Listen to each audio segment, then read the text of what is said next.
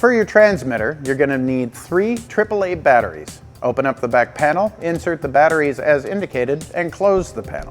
To charge the batteries for your spider drone, insert the LiPo battery into the USB charging cable. While it is charging, the LED will show red. When the LED turns green, the battery is fully charged and ready to fly.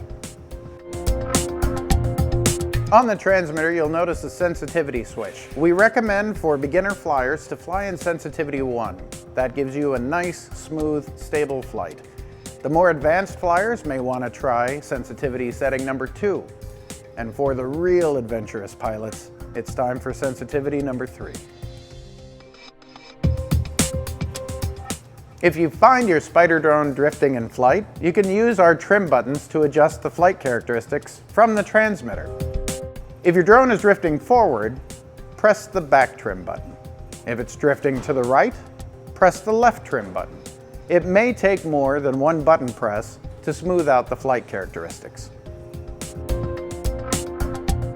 Here's a few advanced features on the spider drone. If you need to clear the trim settings that you've entered before, you can clear them by holding down the right trim button and the counterclockwise yaw trim button simultaneously for a second. You will hear a tone when this is completed. To enable or disable the audio coming from the transmitter, you'll want to hold down both of the yaw trim buttons and the power for 3 seconds. You will hear an audible tone when that's complete.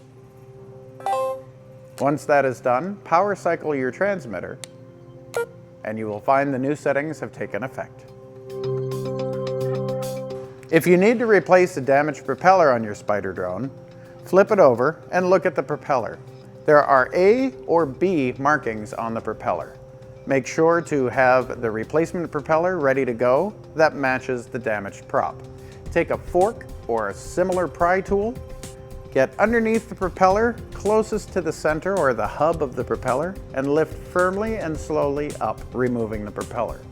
Place the new propeller on the motor, give it a nice firm push. Don't push too hard. Make sure the propeller can still spin freely, and you are ready to fly again. Let's get ready to fly the spider drone. Take your fully charged battery, insert it into the tray, and connect the battery plug into the back of the drone. Place it on a smooth, level surface. Turn on your transmitter, and you will hear the following audible prompt. Welcome back, Spider-Man. The lights on the drone will start flashing, and the transmitter and the drone will begin to pair. Once pairing is complete, the LEDs will become solid, and you will hear the following message. Spider drone is now operational. When you hear that, your drone is ready to fly. As soon as your transmitter and drone are paired, auto mode will be the default flight mode. With auto mode, you can hit the auto takeoff and land button, and your drone will lift into the air a couple of feet and hold its position. In auto mode, if you apply an up or a down movement to the throttle stick, that will adjust its altitude. It will either raise or lower depending on the movement of your throttle stick. The beauty of auto mode allows you to basically fly the spider drone with just one stick flight. It will hold your altitude, and you can move the drone forward and back and left and right with your right thumbstick. If you need to turn left or right, you can do that as well with the left thumbstick, or what we call the yaw stick.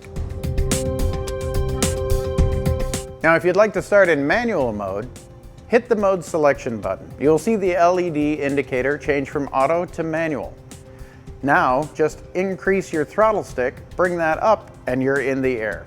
The difference between manual and auto is auto mode will fight to hold an altitude for you. Manual mode, it's completely up to you. You're the pilot. And don't worry, you can change back and forth between these modes at any given time.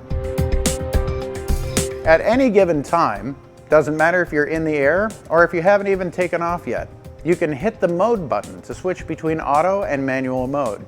The difference here with manual mode is you have more of a direct input with the throttle. So it's not going to fight to hold its altitude. Now that's up to you, the pilot. Whether you're flying in manual or auto mode and it's time to land, hit the auto land button. The drone will slowly descend and land for you. Smyths Toy Superstores. If I were a toy